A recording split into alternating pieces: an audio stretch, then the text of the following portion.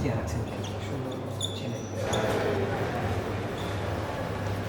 is the father of modern surgery? Who discovered the pulmonary circulation?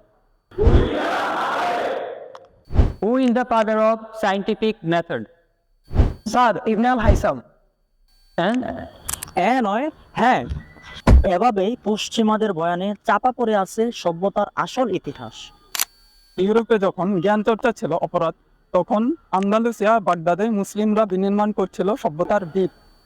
ইতিহাসের সেই অজানা অধ্যায়কে সবার সামনে তুলে ধরতে লাইট অফ কোরআন এবং দি আলকেমিস্ট নেটওয়ার্ক নিয়ে এসেছে Muslim legacy across discipline academic fest 2026।